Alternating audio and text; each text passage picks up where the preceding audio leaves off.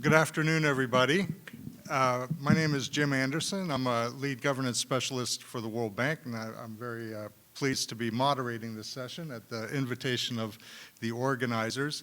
I do want to, before we get started, encourage people further back, if you could move up, it would be a little bit more of an intimate discussion.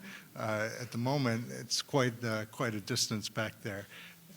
Up to you, but we would be very happy if people could move forward. So we have a very interesting lineup, an interesting set of questions for discussion this afternoon. What we'll do is start with some questions for the IMF and for the MCC panelists, and then we'll get some country perspectives.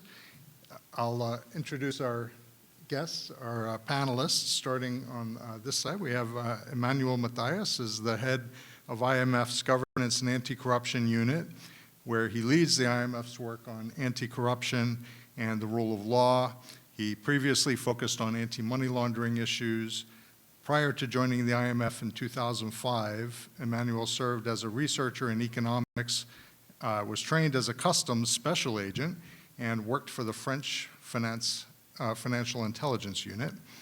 Dan Barnes, on the other end here, is the Managing Director of MCC's Selection, Eligibility, and Policy Performance Team, where he oversees production of the annual MCC country scorecards and guides MCC's country selection process, the monitoring of policy performance of MCC partner countries, and strategic research.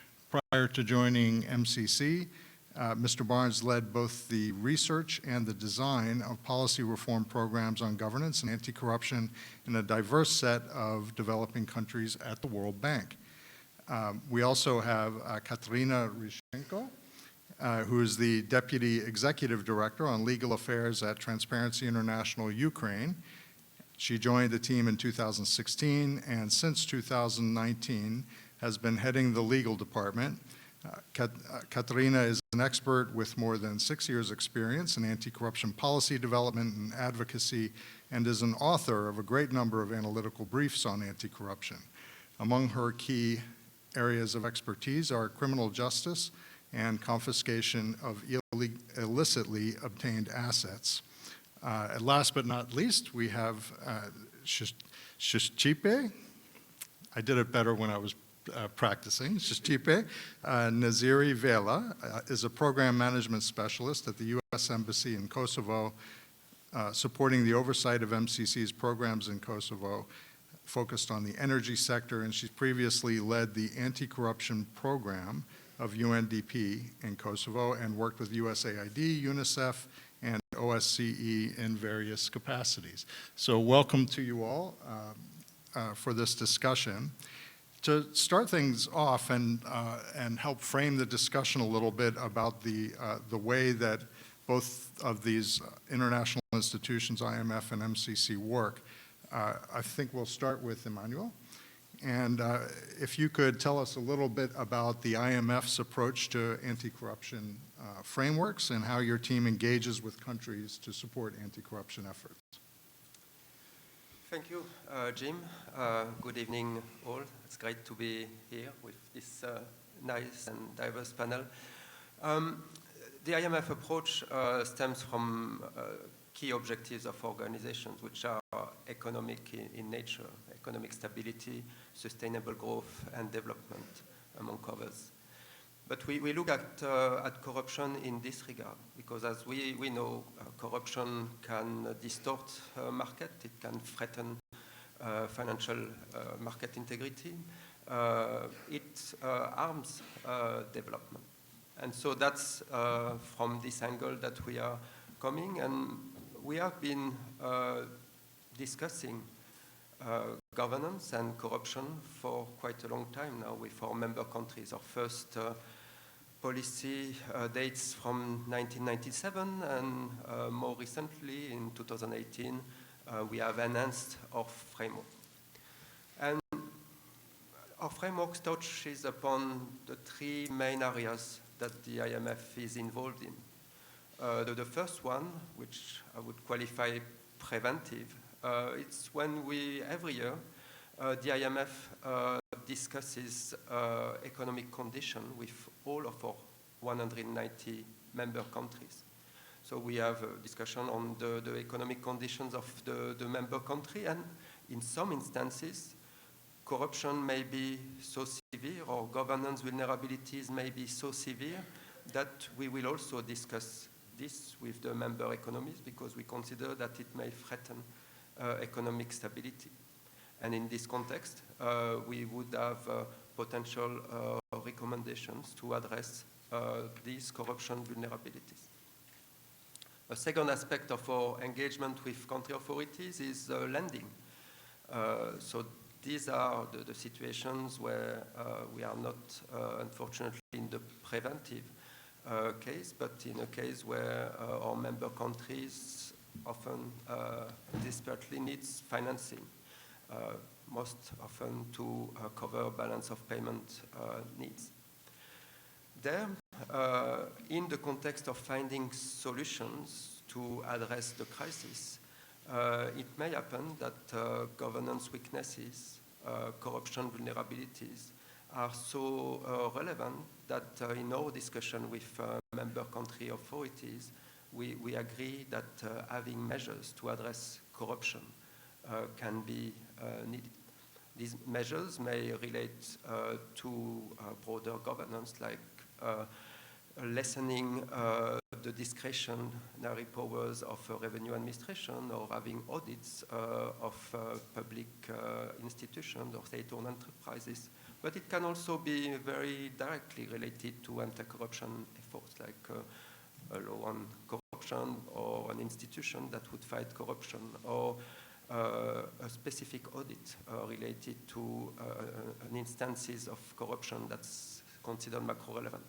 And finally, we are supporting our member countries on governance and anti-corruption through capacity development. So we are providing training and assistance, most often to address the two elements I discussed earlier, or recommendation in the context of this annual health check, and also in order to assist bringing resolution to crisis when corruption is critical. So I'll stop there. So that's really the rules of our engagement and the framework of our engagement. Thank you. Thank you very much for that introduction and framing and the harmful impact that corruption has on distorting markets. Of course, is a central interest for an institution such as the IMF. If I could ask one quick follow-up question. So in addition to the preventative work and the dialogue that it takes place with all member countries, can you give even a rough sense of how often it becomes a significant issue that becomes part of your actual programs, the IMF programs? Yeah, actually, out of, if we take 100% of programs, 80% do have measures related to anti-corruption, the rule of law, anti-money laundering issues. So it's quite often, and when I say measures, these are what we call conditions, which are discussed with member country authorities. Great, thanks. So Dan, turning to you and MCC's model for incentivizing countries, I think it's, as far as I can think of, fairly unique in the world. And I wonder if you could introduce us to that method. Sure, thank you. So great to be here. Thank you all for joining tonight. So the Millennium Challenge Corporation is a relatively new development institution. It was created in 2004 by the United States Congress as a way for the U.S. to provide development assistance in a different way. And it was founded on the idea that our grant assistance, which is focused on economic growth, is most effective in those countries that are pursuing strong good governance policies. And so Congress gave us a series of eligibility criteria for considering countries that we will even work with, the idea being that we'll be very selective in which countries we will partner with. and focusing on policies in areas of ruling justly, economic freedom, and investing in people. They also directed us to use quantitative information to the maximum extent possible to make country decisions, to try to be as data-driven as possible. So we've created annual country scorecards that pull information from third-party independent institutions and put these on our scorecard in these areas, things like political rights, civil liberties, freedom of information, economic policies. Are you investing in the health and education and welfare of your citizens? But a key indicator is a control of corruption indicator. And in order for a country to be considered for our flagship compact programs, which are 5-year programs that can run from about $200 to $600 million, again, grant assistance, focused primarily on building infrastructure and pairing that with policy reform. But for a country to qualify for these, they need to pass our scorecard. And a key hurdle is passing this one indicator on control of corruption, because the United States Congress was quite focused on ensuring that U.S. grant assistance would be used responsibly and not contribute to corruption.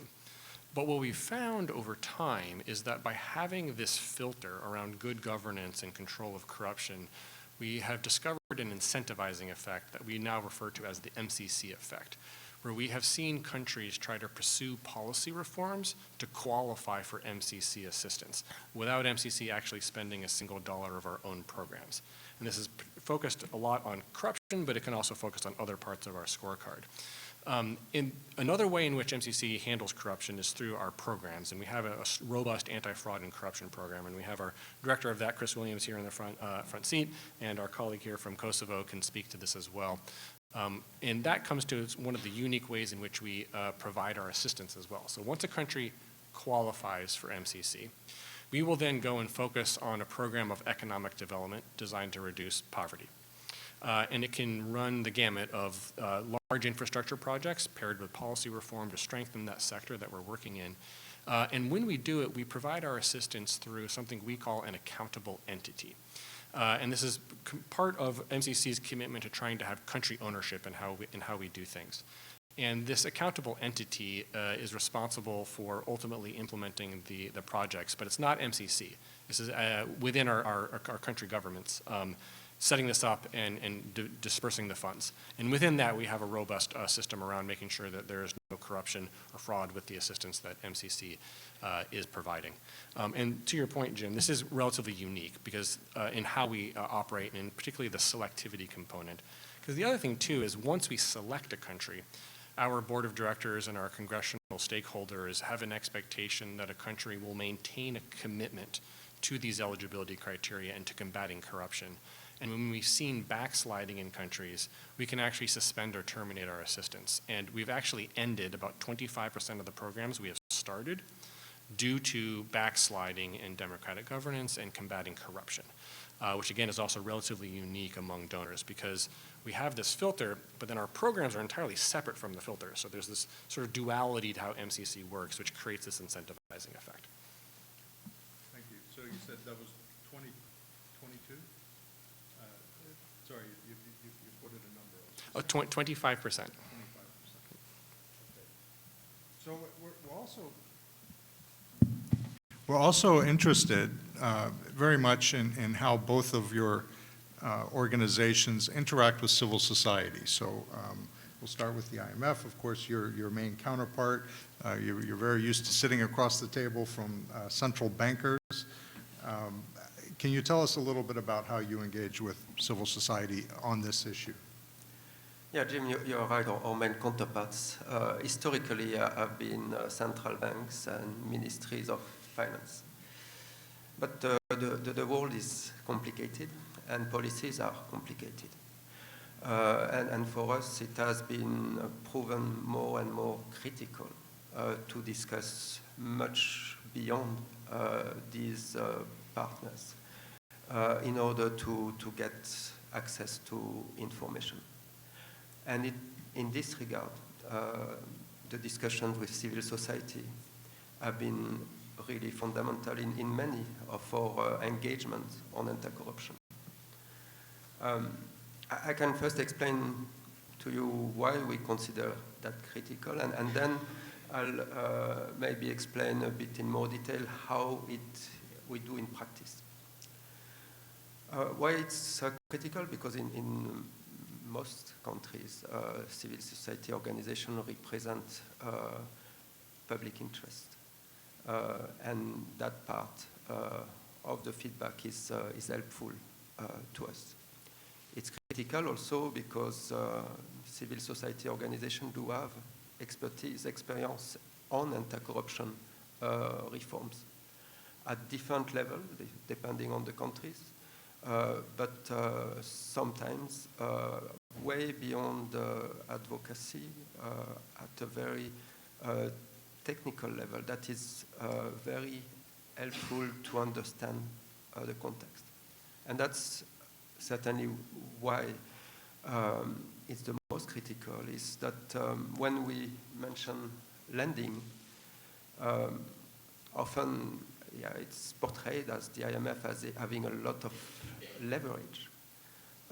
But in order to go from policy recommendations or conditionality to successful policies and successful measures, there is really a need to understand the context. And having the discussion with civil society is very important in this regard. To bounce ideas, to understand the situation, and then to be able to better tailor the reforms and to be better armed in the discussions we have with member country authorities. So that's the general rationale for engagement. Then how do we do it? I think there are different layers. There is the high-level layers, because we do engage with civil society in relation to our policies. For example, next March we will have a review of our framework, the one of 2018 I mentioned earlier. In this context, we are in conversation with civil society organizations. We launched a public consultation. We got results. We are continuing the conversations on this in order to see how we have been doing in the past and try to do better in the future. Then we also have discussions at the global level with civil society organizations that are interested in particular topics, and including anti-corruption and topics related to broader governance, which even in the work we do in countries is sometimes helpful. We have heard during this conference already about the reduction or the limitation of the civic space in some countries. Having feedback from some global civil society organization is sometimes helpful. Finally, and I would think I keep the most important for the end, at the country level. It's the most important because that's where ideally we have the best engagement with the field, and where we try to help reforms to be very meaningful. So there we have different ways to engage practically. In the countries where we do have lending programs, we also have what we call resident representative, so it's staff of the IMF.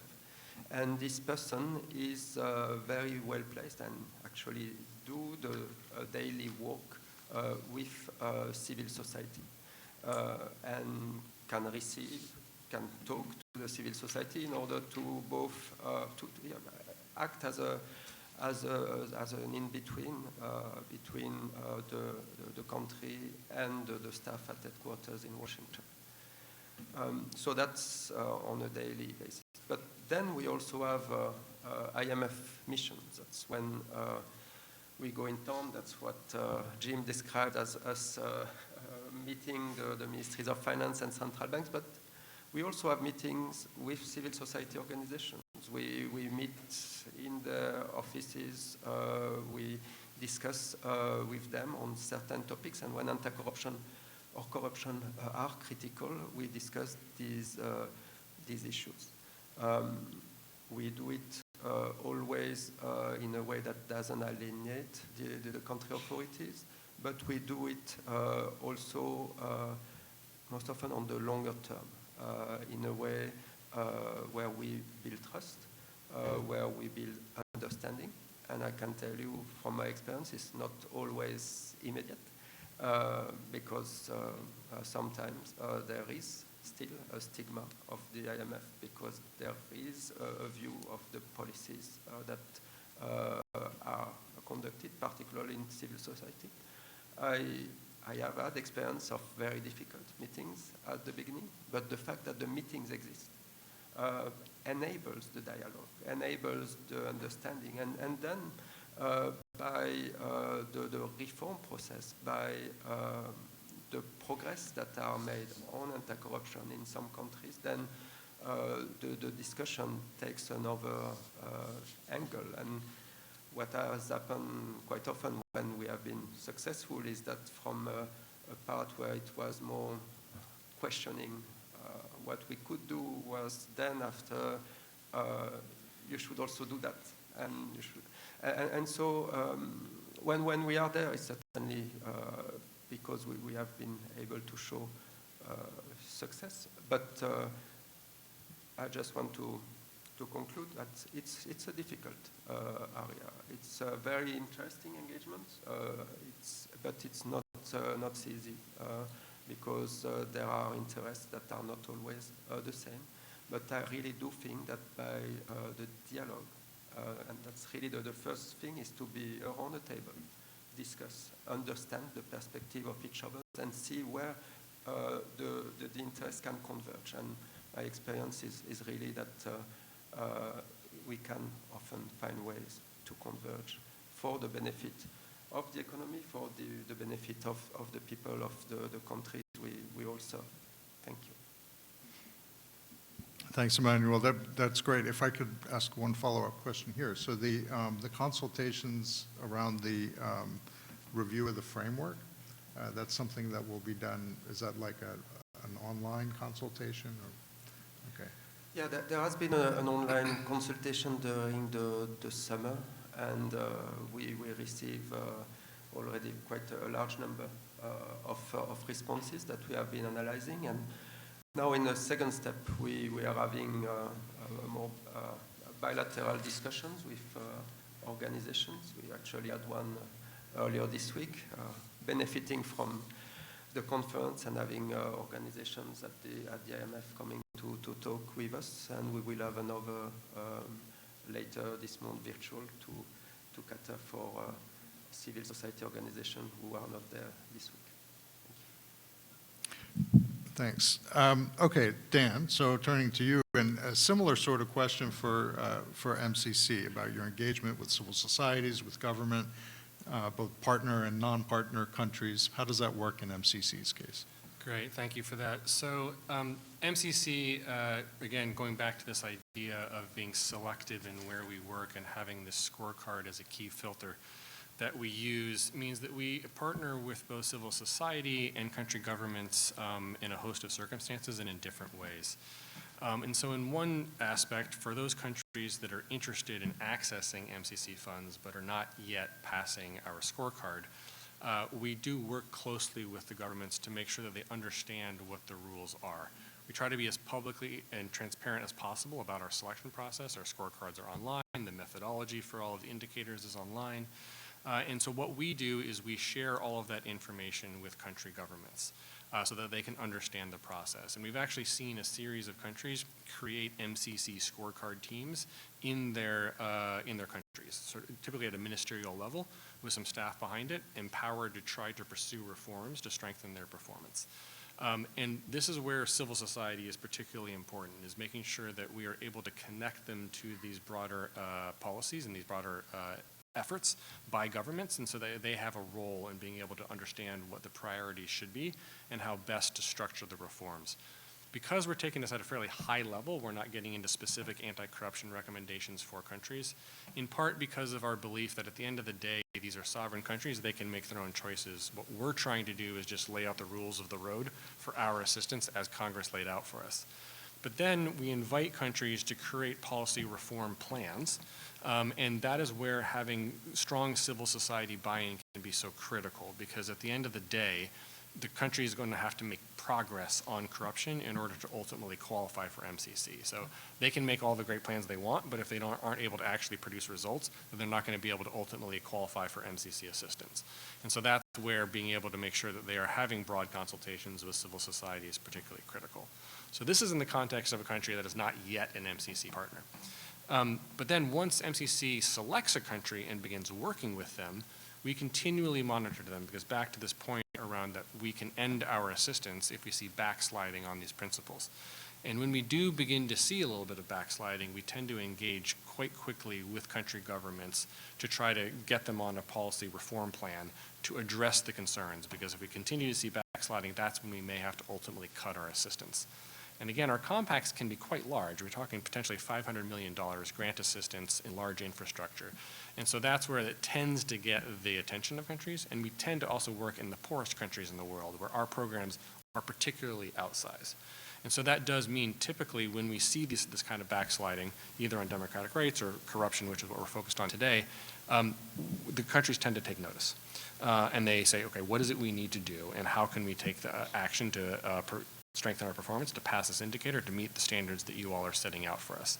And that is, again, where we try to really bring civil society into that to make sure that they are structuring the reforms in a way that are going to have maximum impact. And that's really designed per country. So those are two sort of key things we've seen here in terms of how we partner with both civil society and how we talk to country governments in terms of this incentivizing effect. But another note that I wanted to make quickly, which is a bit of a side point, but is this scorecard that we have is looking at good governance sort of broadly defined for MCC. But we do have one hurdle on corruption, but we have another hurdle on democratic rights. So we have an indicator on political rights and an indicator on civil liberties. And so a country has to pass that and has to pass the corruption indicator, and they also have to pass at least 10 of the 20 indicators on the scorecard. What we've seen, just analytically over the past 10 to 15 years, is trends on the scorecard and what we're seeing in countries. And really what we've seen is an increasing correlation between those countries that are meeting the democracy indicators and broader performance on the scorecard, and therefore broader good governance. There's an increasing correlation. Early in MCC's years, it was a little bit more scattershot. You could see some democracies that didn't do that well on the rest of the scorecard. You saw non-democracies that might do well on the rest of the scorecard. Now we're seeing a sorting, where the democracies tend to perform well on the scorecard, are relatively well governed. Countries that are not democracies are rapidly declining on the broader measures of the scorecard. And we're seeing this correlation. It's a little bit less of a perfect correlation with the corruption indicator, but we're seeing an increasing correlation there as well. And so this gets, I think, to a broader point around an environment that is permissive for civil society, for citizens to speak up, to identify corruption, to identify concerns with their government, is one where you're more likely to see action being taken to address these challenges. It's by no means perfect, but it's just an analytical point that we have seen. So this is another item that we're trying to engage with countries on and try to reinforce the point that the scorecard is a useful measure in that regard. We've also seen countries try to use the scorecard in a bit as a sort of a good housekeeping seal of approval, as this is a country that's pursuing good policies.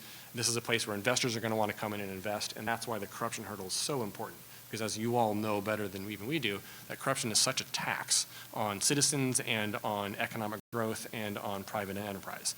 So we try to sort of wrap all these messages up in terms of how we engage with our countries. That's all in addition, again, to the specifics around how we work with our programs. But so that's some of the key points here. Sorry, and then one final thing as well. I've talked about our compact programs, which are our flagship programs. These are these $200 to $600 million programs. We also have something called the threshold program, which are smaller grant programs for countries that may not yet be passing our scorecard, may not yet be passing our eligibility criteria. And these tend to run between about $20 and $60 million, and they are focused primarily on policy and institutional reform. But we do it in a very specific way. MCC's programs are designed on addressing the binding constraints to economic growth in a country. In the context of a compact program, that's usually large infrastructure, again, paired with policy reform. For the threshold program for countries that are not yet meeting our scorecard criteria, these programs are focused really on policy and institutional reform in sectors that will unlock the binding constraints to growth. So maybe it's access to electricity that's really the worst thing that's holding back economic growth in a country. We go in and say, what policy and institutional reforms do they need to pursue to strengthen this sector? And inevitably, that runs up against corruption. How can we get corruption out of the system? Energy is one area we happen to spend a fair amount of our money on, and there inevitably you see cartels, you see kleptocracy, you see power theft, you see all kinds of problems. So we come in to try to help restructure the power sector to address a lot of these concerns. And then finally, one other item as well is because we go into a country and we do an economic analysis to understand the economic constraints to growth, it means that we can work in any number of sectors. And in our threshold program, we have had some programs that have looked at things like public financial management and procurement reform. And so we've had some opportunities to really try to strengthen procurement systems. And we've found in some places a country where we've been able to really strengthen the procurement system, automate it, really reduce the opportunities for people to have their hand in the till, that countries that are really focused on corruption reform have tried to hold on to these, institutionalize them, hold on to them after our program. Other countries, we think we have buy-in, the country says they're going to do it, we develop the whole thing, we close our program, and it all just kind of vanishes. So this is not going to be news to any of you about how this can go, but so that's just a few different ways in which we work. I know it's a bit of a grab bag, but just wanted to give you a flavor of various ways we work. Thanks. One quick follow-up question. So at MCC, created in 2004, I think you said, Yep. Have you always had this structure of compacts and threshold? That was designed from the beginning? That was designed from the start, yep. Okay, wow, good to hear. So we've heard from the institutions, now let's hear from the country perspective. So we'll start with Katrina, and if you can tell us a little bit about TI Ukraine's experience in engaging with the IMF on anti-corruption. Yeah, I think that we, as a representative of civil society, will give you slightly other side of the medal, hopefully, on how it's going on. I just wanted to start that in Ukraine, just to give you a little bit of a context of what we're talking about, is pretty robust civil society. We have a lot of civil society organizations that are active in a number of areas, and in anti-corruption area and good governance. There are a number of civil society and experts and activists that have good quality of their research, of their input, and are interested in coordinating with such agencies as IMF. So we are talking about the country where there is a choice who to ask for the opinion, who to consult with. Other than that, I have to say that guys, Ukraine experience was that very positive from all the time I've been in Transparency International Ukraine. It's more than 6 years now. We do interact with missions from IMF several times per year, and when I say interact, it's basically an update of sorts on what is happening in the country when the monitoring mission is taking place, what, in our opinion, are the critical areas that need to be paid attention, or what should be included in the conditionalities or text of memorandum or any other communication that is coming from IMF publicly or non-publicly, which we definitely appreciate. And I also have to say that it's not only limiting our interactions with IMF to this meeting several times per year. There is pretty regular communication between, for example, our experts and representative of the office in the country. Here I'm talking about the analysis of draft laws, analysis of the situation, specific cases.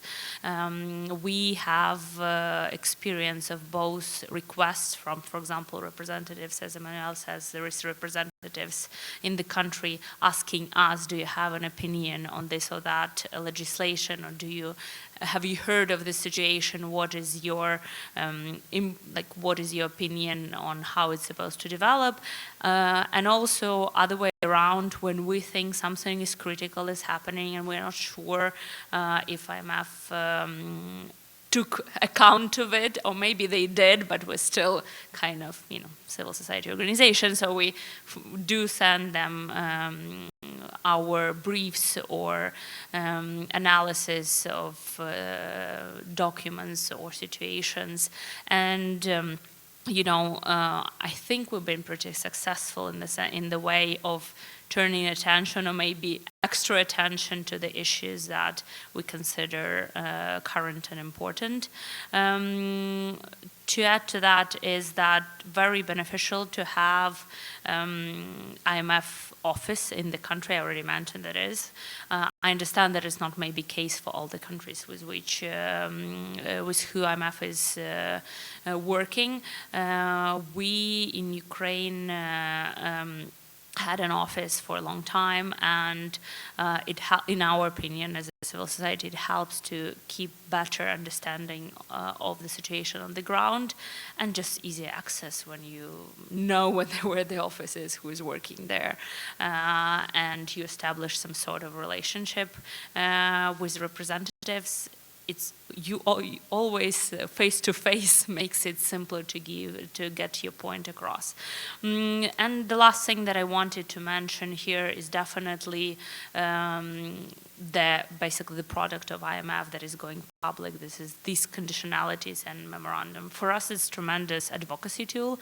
Maybe it's something different in other countries, but in Ukraine, unfortunately, sometimes we can reach and force or encourage our government to do something when people who help our government to exist successfully write it down on some sort of agreement. So the documents published with conditionalities and even the text itself that is not exactly conditionalities is an advocacy tool. And just as an example, we had the text of the conditionalities where even in the text, not in the specific deadlines and everything, which usually governments don't follow anyway, but there was mentioning that there should be some changes to the structure of one of the agencies. We supported as Transparency International Ukraine such a recommendation, but we were worried that as it is in the body and the text of the document, probably it will be skipped by the authorities.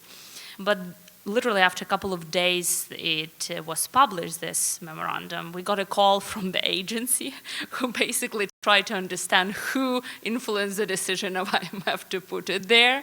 And we already, after some time, we already had a meeting with this agency where they were telling us why they don't agree with such recommendations and trying to reach some consensus with civil society representatives, so why we need to postpone it. It's actually a good example, even that when you talk as civil society, sometimes you're not taken seriously, or sometimes it's your opinion, agencies, official agencies don't give proper attention. But when it's in some such document of such institution as IMF, then the real discussion starts. And even if then you decide to postpone implementation of this issue or whatever else, the discussion is important. The access to the state institution is important. And the work of IMF and cooperation with civil society gives us this opportunity, and that the agencies take into account, knows that IMF takes into account civil society position. It opens the dialogue. Thank you. Excellent, thank you. So, Stipe, now a slightly different perspective from you, from where you sit. Can you tell us about Kosovo's efforts to qualify for MCC assistance and your experience in working with MCC to tackle corruption? Yes, sure. Good evening, everyone. I know it's a bit too late. Thank you for staying with us. I know many of you come from different time zones. I was just telling Dan, for me, right now it's midnight in Kosovo, so my brain is refusing to adapt. So I work for the U.S. Embassy in Pristina. I work with the MCC Resident Country Mission. We help monitor and support the implementation of programs currently that we have in Kosovo. Dan provided a very good overview on what are the selection and eligibility criteria for countries, talked about the importance of the scorecard, and I would like to provide the other side of the coin. I would like to say a few words about what Kosovo's experience has been in regards to the application process. As you are most aware, Kosovo is a new country, declared its independence in 2008, and we're still not a member of the UN because of the veto power that Russia and China has posed on us. How does this relate to MCC? So back in 2012, I came here as a research fellow working at the House of Representatives, and my mentor back then, Jason Steinbaum, the staff director of the House Foreign Affairs Committee, introduced me to MCC and said, look, there's this very good opportunity that Kosovo could use. It's a support to lower middle income countries. However, there was an issue with a scorecard. Let's say roughly 7 out of 17 indicators were missing. And the reason for that is a scorecard is based on reports mostly produced by UN agencies, which means Kosovo not being a member of the UN agencies don't produce data specifically for Kosovo. So this was quite a challenging task in the very beginning. We started collecting reports, we started collecting data from ministries, from municipalities, from different institutions. However, these were all considered supplemental data, and what we really needed was to have data that are produced for each country's, meaning to have a complete scorecard. Since I was working, after a couple of months I came back home, I was working for the UN back then, we decided to support the Kosovo's government by establishing different working groups for each of the indicators. We decided to get all the data that were produced for Kosovo and Serbia together and to separate them and just provide data for Kosovo only. In 2012, then MCC introduced 3 additional indicators. So basically the scorecard already had 20 indicators and we were still missing 7. In the years to come, we provided data. As Kosovo was providing data. From 2012, 2015, we were failing the control of corruption indicator, okay? So we were not actually eligible. In 2016, we passed. Kosovo showed progress. We also improved our CPI index, the Corruption Perception Index, and so the process of discussions between MCC and the government of Kosovo started. I'm still working for the UN back then, and MCC, together with the Kosovo government, started developing the so-called constraints to growth analysis, which is a thorough assessment in consultations with the civil society, with private sector, academia, public institutions, and so forth, to make sure that we have an overall picture of what are the key binding constraints to economic growth. Based on this almost a year work report, there were 2 key binding constraints to economic growth in Kosovo. The very first one was lack of reliable electricity, which we're still facing nowadays, especially now with the war in Ukraine. And the second one was the high level of perceived corruption, because we still did not have sufficient data to prove that there's really real high level of corruption.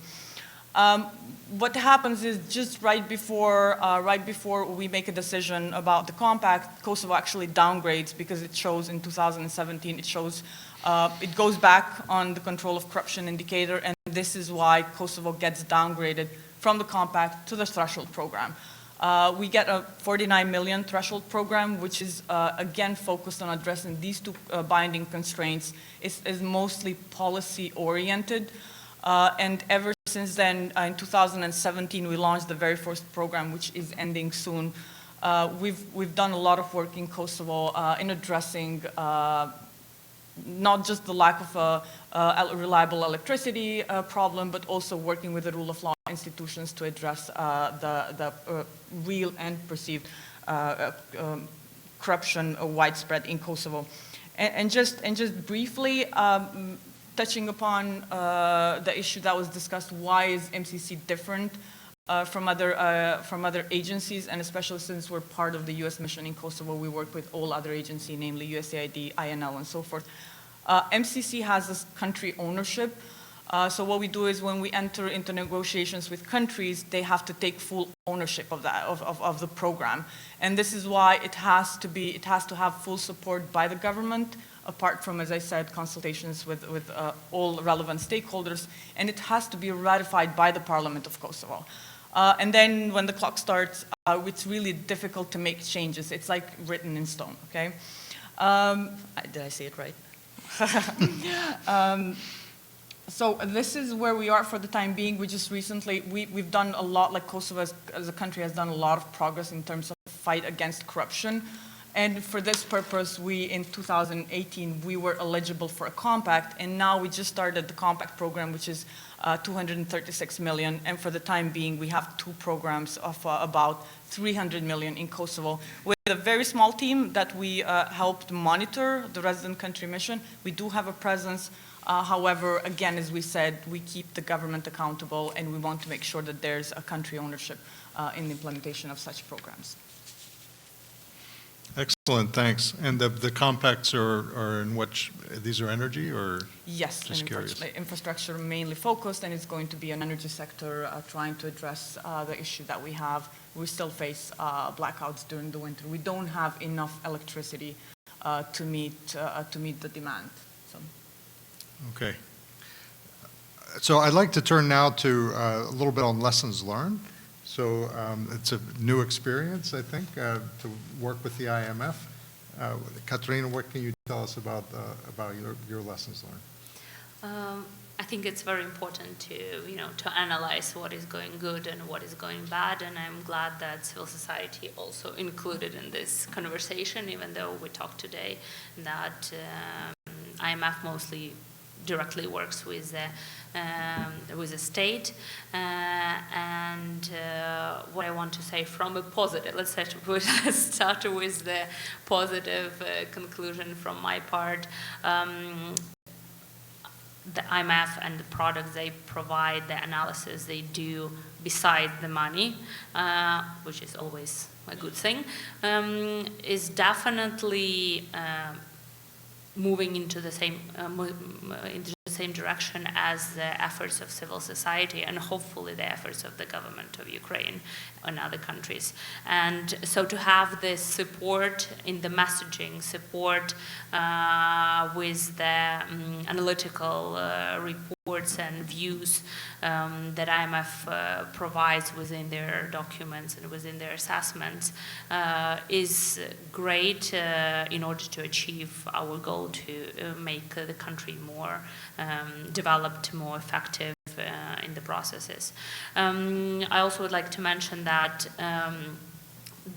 if we talk about IMF's cooperation and work with civil society, their communication and constant communication, at least in Ukrainian's case and TI's Ukraine case, and general very deep knowledge of the context is good, because we as Transparency International Ukraine constantly in contact with number of donors, number of international partners, etc., etc. And I have to say that the experts that come with the missions regularly from IMF are very knowledgeable in a very small details of the topics they're talking.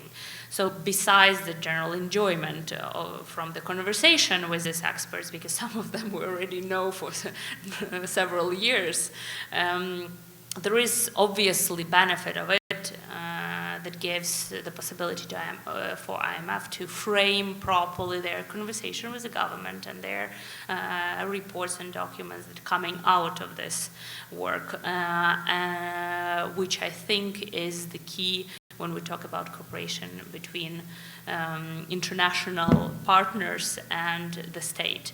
Often the details and understanding of the context is lacking.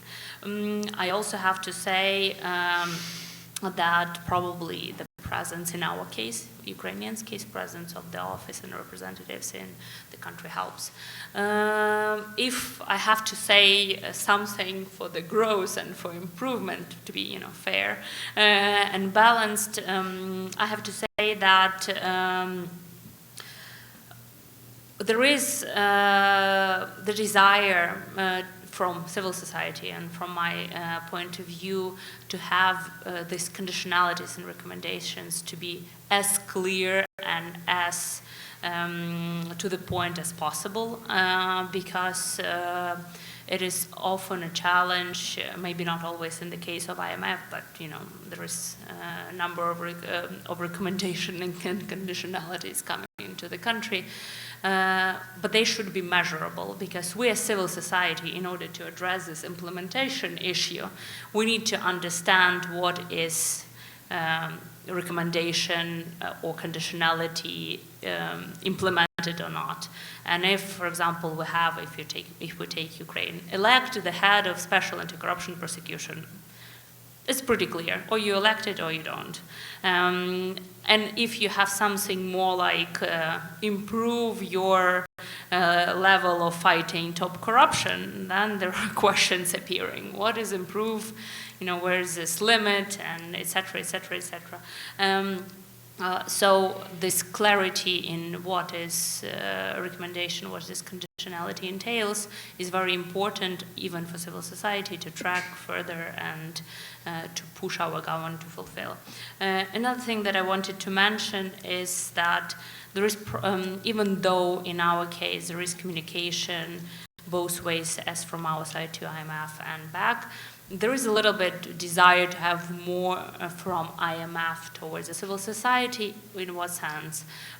How all the things that we discuss and all the things that IMF hears during their work in the country, what goes to the text, what goes to the conditionalities, what is the thought process behind it, because that will help us as civil society representatives to better provide information to the IMF itself, and build our work even in the country. And kind of connected to this is that the whole way the memorandums, for example, is being formed is a little bit still a mystery to us. So sometimes the lack of information of some of the processes, obviously not all, would be helpful to have available and understandable for civil society representatives. And but sometimes, actually, we mentioned this between us, sometimes it's nice even to have less information, because we don't know, but also our government sometimes don't know, so you can kind of manipulate that information to your benefit. But if we talk about transparency, and of course we would prefer to have that available. And the last part I wanted to say is not a problem, but more of a desire. Also, as I mentioned, Ukraine is has very vibrant civil society and expert society, and it would be nice if more of those representatives will be engaged in cooperation and some sort of work with IMF, because even though there are challenges, I understand, involving wider amount of organizations and experts, that does provide more accomplished view on the problem, because not always, several main, maybe key civil society representatives in the country can give you a comprehensive view. And it also gives possibility to other civil society representatives to improve their efforts, their advocacy, and for their expertise to have impact, hopefully, on their country's development even more. I guess that's, from my side, the main point. Thank you. Excellent, thank you. I wonder if we could go off script just very briefly. Emmanuel, could you explain, maybe, I think maybe some people in the audience, maybe they don't know, what does all this mean? So what is the memoranda, what is the conditionality, what is the text, and what's, I know it's hard to say in the abstract, but for a hypothetical country. I'll try IMF 101 in 2 minutes. So when there is a landing between the IMF and a member country authority, we call it IMF-supported program. So the authorities come up with their plans to improve their economic situation, which we discussed heavily. But this program is mostly the memorandum that Katerina mentioned. It's often a quite substantial document, quite long. It has annexes, but that is what will guide the relationship between our institution and the member country. This is what also, after we have an agreement between the staff of the IMF and the authorities of the countries, will go to our executive board for the approval of either a new program or a tranche in the disbursement of a program. Because the way the IMF functions is that every 3 months or every 6 months in general, our board discusses a report made by the staff on the way the country implements its program. And that's when the different conditions that we mentioned are explained by the staff and assessed by the board. A very interesting feature of our engagement compared to other organizations, and that's why Katerina was mentioning the multiple engagements over year, is that these measures and conditions that the authorities agree to implement can move over time. So we can have an IMF-supported program for 4 years. At the beginning, there will be measures, but with time, in a country can, for example, can be a measure on a law on anti-corruption.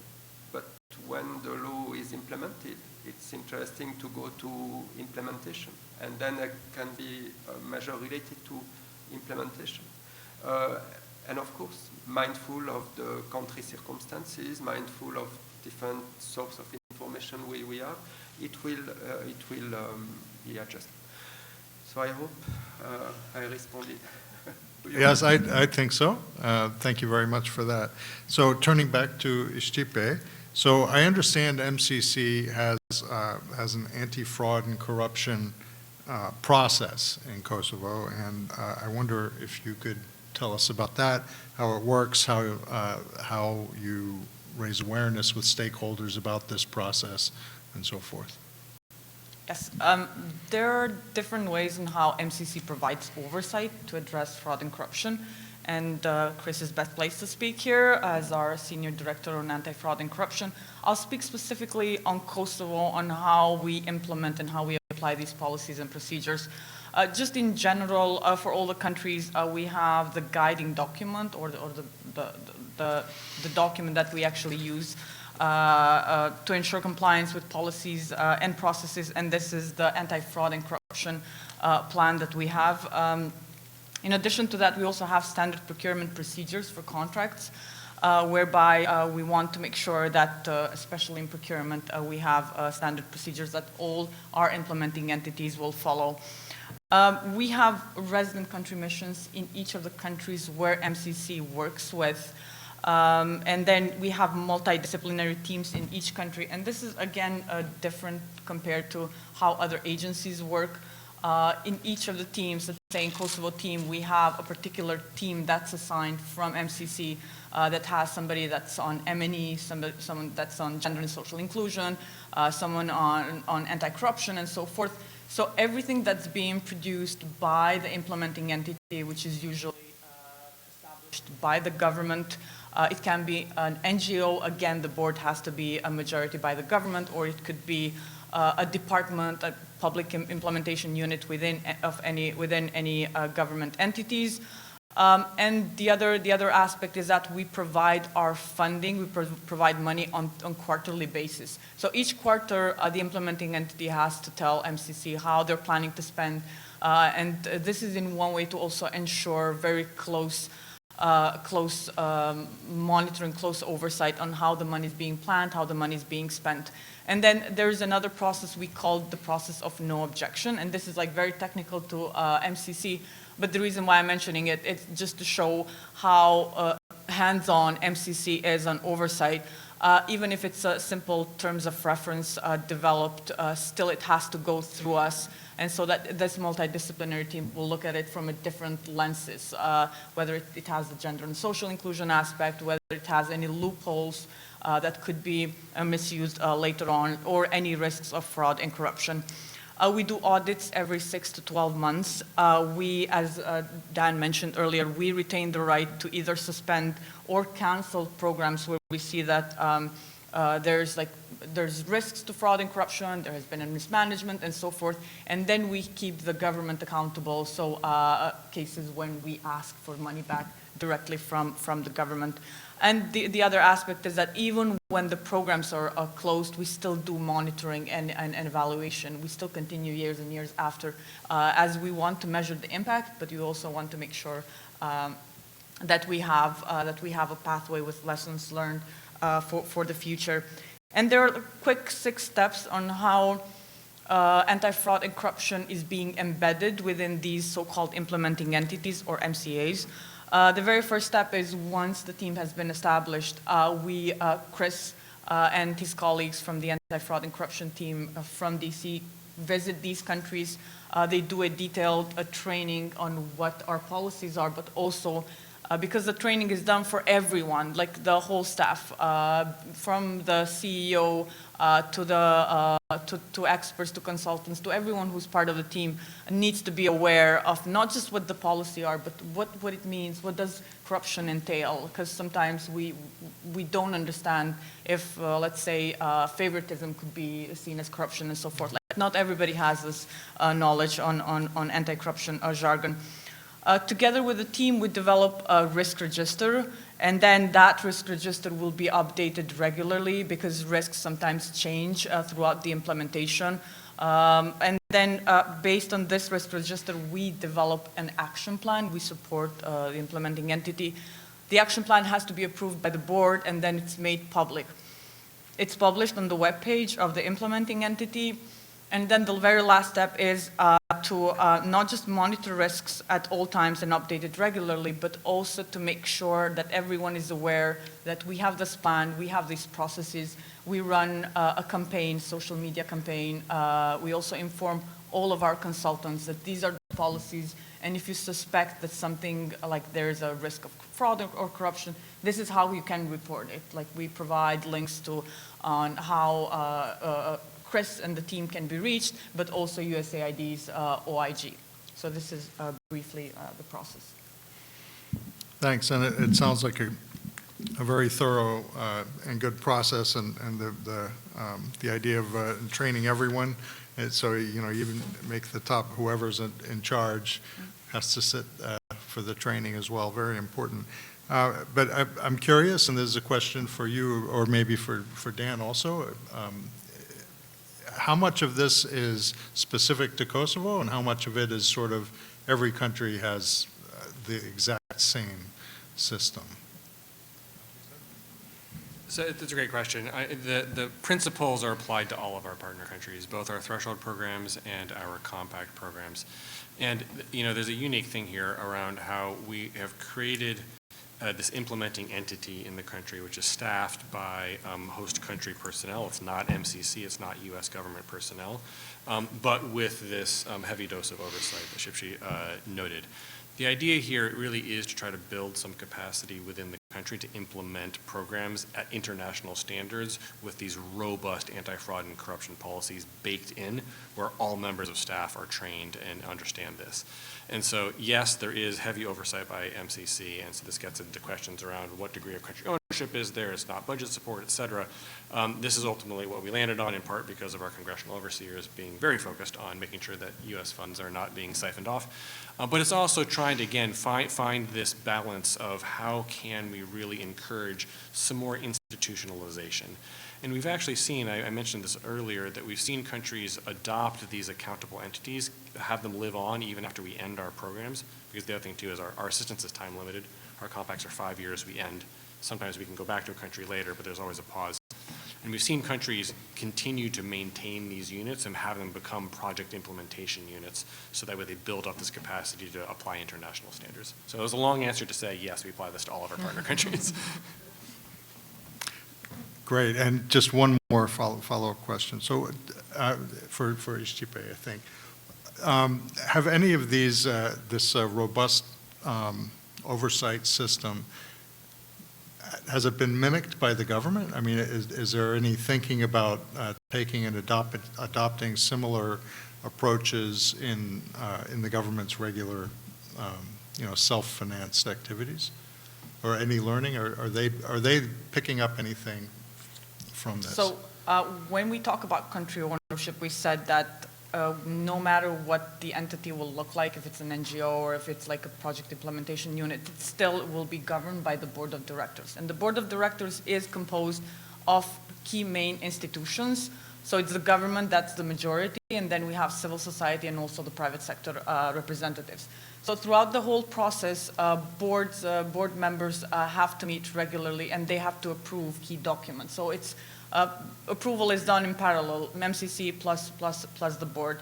And it's in these capacities that board members are introduced to our model, and they learn throughout it. Whether they have implemented it in any of the public institutions, I'm not sure. I don't think so, because it's quite specific. But certainly there's been interest. We've had meetings with the head of the anti-corruption agency when Chris was visiting. We wanted to let them know that these are our processes, and of course we want to make sure that we can share these good practices, and it would be good for countries to adopt them. However, it's not like we can force anyone. These are the practices the board members learn, and usually board members are from the highest level, like from the presidency, the prime minister, and then you have different ministers. So it's always good practices to learn from. It's an opportunity for growth. Opportunity for growth. Okay, well, thank you very much, and thanks to all the panelists for the discussion so far. We do have some time for questions and answers. And comments from the audience. There's a roving microphone, so all you need to do is raise your hand and take the mic. Okay. Yes, hi, good evening. Thank you. One question. I think I can be fine. It's better to use it, I think, because they're. I think this is being broadcast to people who are registered. So. Okay. One question for the MCC colleagues. If you were to generalize, does MCC tend to fund anti-corruption reforms more at the threshold as programs or for compacts? That was one. And another question is, have you encountered cases where, because as you mentioned, Dan, MCC's sort of grant funding, especially compact, can be quite large, especially for smaller countries, that inadvertently it could somehow trigger corrupt behavior, especially when it comes to procurement and cases where you have suspended compacts due to such behavior? Thank you. Yeah, thank you for the questions. So at a high level, I'd say we don't do that much anti-corruption programming ultimately. So this is one of the things that's unique about us. Really, the impact is either through the controls within our programs or through this incentivizing effect in terms of broader reforms. That being said, there are exceptions to that. And for instance, like the procurement project that we had in one of our countries through the Threshold program was effectively an anti-corruption program. And what we've actually seen with Kosovo, some of the rule of law strengthening program there really is ultimately an anti-corruption programming. And I defer to you if you want to speak a little bit about some of the substance on that. So we do have instances of it. In addition to that, because our particular compacts, but both thresholds and compacts, are focused typically on a single sector, maybe two sectors. Again, I've mentioned energy, sometimes we'll do roads. We find that we conduct a really in-depth political economy analysis when we're structuring our programs to understand what the problems are in that sector. And when we're then designing, even if we're going to build a bunch of miles of road, well, maybe there's a trucking cartel that's actually a huge part of the problem. How are we going to address this? Or maybe it's in the energy sector, it's around public officials not setting cost-reflective tariffs and having massive leakages and public institutions not paying their electric bills, which is sort of a form of corruption. And so we build in really significant reform components to make sure that whatever investments we're making will be sustainable. And in order to make it sustainable, it means you need to try to root out some of the corruption that you're seeing in the sector, so that way you don't have that continue to just sort of undo the money that's going in. Because the other thing too is, I've talked about us being selective. We currently work in about 25 countries. When a country completes a program with us, I noted that we have a sort of a time limit. We have to stop after 5 years for our compact programs, for instance. It is possible for us to consider selecting that country for a program again in the future, but we have a higher bar around that. And so one of the conditions is, did you do a good job implementing the first program? Did you sustain those investments? And are we seeing massive corruption in it? Because then maybe you're not going to get another program from us. So that's another way in which we try to incentivize some of these reforms. You want to talk a little bit about the Kosovo program? Sure. I can give you an example of what the program in Kosovo and how it was designed. So as I said in the very beginning, there's like this constraint analysis that was done, and of course everywhere in most of the reports, and especially in reports that measured the perception of people, like corruption being widespread and so forth, as we don't have like concrete risk assessment studies being done by the anti-corruption agency. People tend to believe that sometimes numbers, real numbers, and perception don't actually match. Based on a lot of studies that were done, citizens perceive that judiciary is the most corrupt for the time being, and this is why the program was developed and designed around the judiciary. Until very late, we did not have a digitization of the judiciary and the prosecution. There were other donors interested in investing in the digitization of courts and prosecution offices. However, there was a strong resistance from judges and from prosecutors themselves. Citizens would not, they would file a case, they would not hear in years, and sometimes we have the 2-year limit that the case can become obsolete, or documents are being lost and so forth. You don't have information on who's your judge, you're not being called on time and so forth, and there's a lot of lack of distrust towards the judiciary. And so we had the EU started implementing the so-called case information management system. They invested a lot of funding in that. However, throughout the years, we've seen that still there was this lack of incentive from judges. They would, even though they had the ready-made platform, they would refuse to enter cases. And the reason for that is because once you enter cases, the Secretariat of the, let's say, Prosecutorial Council and Judicial Council will be able to see how they're performing. And this is why it would be easier for them just to type the information, the cases in a Word document, print it out, and digitization wouldn't actually happen. Our role was to complete the other aspect of the CMIS, Case Management Information System, which was to add another feature to the portal, and not just keep the digitization within the judicial and prosecution, but also make sure that citizens have access to that. So now what happens is, we just recently completed the platform. You can, as an individual, as a Kosovo citizen, you can type in your ID number, and then immediately the system will give you information on where your case is, what's the step for the time being, who your judge appointed is, and when are you expected to be called, what's going to be the courtroom number, and so forth.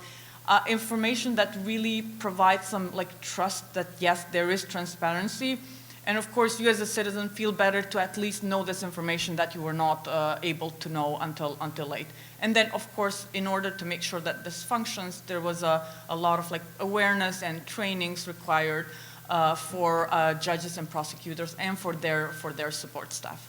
So. Thank you. Other questions? Up in the front.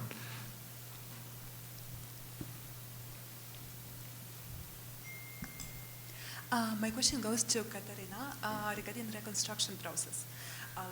Right now, Ukraine is approaching the reconstruction process, and what should be your advice to IMF? What to pay attention to, and probably some special conditionalities that should be taken into account, taking also into consideration parallel reform process? Thank you.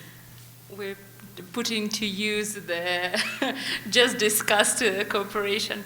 Thank you for the question. I guess, yes, for my country, reconstruction now is definitely something that everyone discusses. And I hope that work of IMF will not go around it. And if we're talking about what is needed to be addressed, is definitely we need to agree on a concept of how it's supposed to be conducted.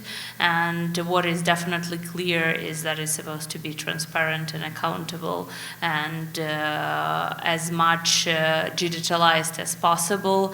And as Transparency International and a lot of other civil society organizations in Ukraine will probably tell IMF within any meetings, is that the support of such institutions as IMF into transparency of reconstruction is a first step, because we already worked together with IMF and other partners on building up anti-corruption infrastructure, a lot of reforms concerning judiciary. Okay, IMF doesn't work with judiciary, but concerning law enforcement and working on the other laws that relate to corruption issues. So that is done, or at least there is huge progress in that. Now in reconstruction efforts, we have to ensure that there will be enough available data and the processes will be unified so that already existing infrastructure can show how efficient it is and will address any violations that will happen. So hopefully we will get to, with IMF, to the point of discussing this specifically, but that's what we were talking about now from civil society when it concerns reconstruction. Thanks. Other questions? In the back.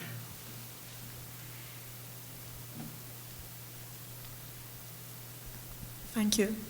I'm Navaluna. I work for the Committee for the Safeguarding the Integrity in Madagascar. We are in charge of the monitoring and the evaluation of the anti-corruption system in Madagascar. So we are the one who do the analysis of the scorecard of the MCC. We identify weaknesses and we make recommendations to the entities who is concerned so they can take necessary measures. But when we do the analysis, I think that we need a better reading of the notations in the scorecard. Maybe if you can put the link to the data source report, it will be good for our analysis. Because when we have a scorecard, we need to go to different sites, website, to know more about the data source. So it will be good if we have this link directly on the scorecard. And to continue, it's the first time that we have met all the 3 MCC eligibility criteria. So I want to know what's next for Madagascar. Thank you. Great. Thank you for the comment and the question. We very much welcome working with you and with the government on the scorecard, and we'd be happy to meet with you actually after this meeting, and we can provide information to you to make sure that you do have access to the information. So the scorecards we produce every year, we deliver them to country governments. We also, on our website, we have a lot of information to the point where it may be difficult to get through, where we list every single indicator, where it comes from, links to the sources, et cetera, contact information for all the indicator institutions. You're welcome, IMF and World Bank, because we send people to you to understand the data. So happy to work with you on that. In terms of, one of the things too about MCC is because we're focused on being selective, and ultimately we do have limited resources, we're about $1 billion a year agency, we can only work with so many countries and we can only newly select so many countries. So it is actually a bit of a competition. And our board of directors met recently, did make some country selection decisions. Those will be announced probably around Tuesday, and we'll look forward to releasing that. And for any country that isn't selected this year, they can always be considered in the future. And one of the things that our board of directors looks for is evidence that a country can sustainably pass the scorecard over time and meet the criteria. And so there have been instances where a country has newly passed the scorecard, which is fantastic and is exciting for us, and the board may not select them that first year of passing because they're interested in seeing if they can sustainably pass. Because it comes back to this point around if we were to see backsliding, then the board of directors may need to step back from that relationship with the country. So really looking for the opportunity to have a long-term relationship with the country and to see if they can sustainably pass the scorecard is one of the things they look at. But in terms of specifics, I'm happy to talk to you after. Thanks. I actually have a follow-up question myself on the indicators and the incentivizing. So the source for the key indicators, control of corruption, and also the democracy ones, if you could maybe mention what they are. And I also wonder if in the incentivizing, are there ever cases where there's like, I don't know, frustration or gaming or attempts to gaming? I think there are, if they're the indicators, I think they are, that they'd be very hard to game. But anyway, I'm just wondering if you could let us know about that. Sure, thank you. So the control of corruption indicator is pulled from the Worldwide Governance Indicators Initiative. They produce a number of indicators, one of which is a control of corruption indicator. And it's a complex indicator because it's pulling data from up to 20 different subsources for any given country. And these run the gamut from political risk assessments to expert surveys to public perception surveys of corruption. It does mean that it's not a particularly actionable indicator. It's not like there's a checklist that a country can go and look at to know how they could strengthen their performance on it, which leads to a lot of frustration. Because a lot of the dialogue ends up being, you need to take broad-based reforms. There's a number of things that you need to do in order to probably strengthen your performance because this is such a broad-based measure of corruption in a country. So that does lead to some very difficult conversations with country governments. And related to that, the democracy hurdle are indicators produced by a place called Freedom House. The beauty of that is that it's actually a little bit more actionable because they produce a public report, very specific items that they are looking at, and they are clear about why they rate a country a certain way and a score of 1 to 4 and various buckets of things, like the opportunity for the opposition to participate meaningfully in an election. But even on that, we definitely can have difficult conversations with countries where they may feel they're not being assessed fairly or appropriately, and so that can lead to a very difficult discussion. And we have found that through prolonged discussions with countries, we can get to a point of being able to get to the underlying issues and see if they're able to take action on this.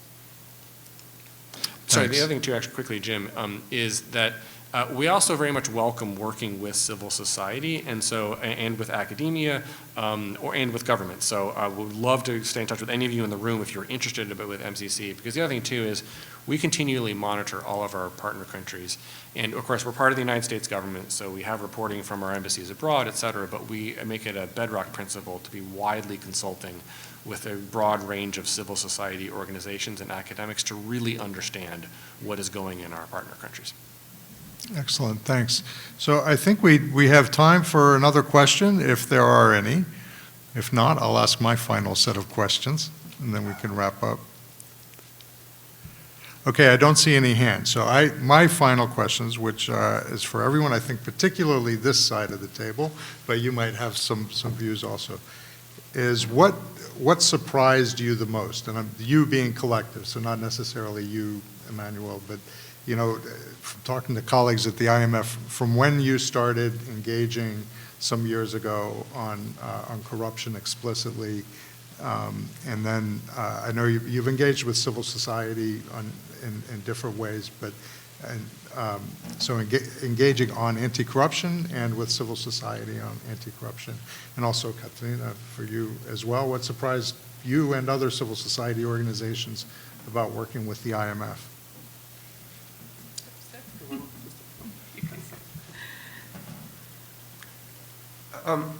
as we were talking about Ukraine, I'm not working anymore on Ukraine directly, but first I want to thank the feedback from Katerina.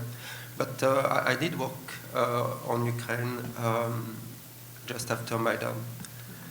And my surprise was really the level of technicity of the civil society in Ukraine and the spread of knowledge in terms of the different aspects of governance frameworks.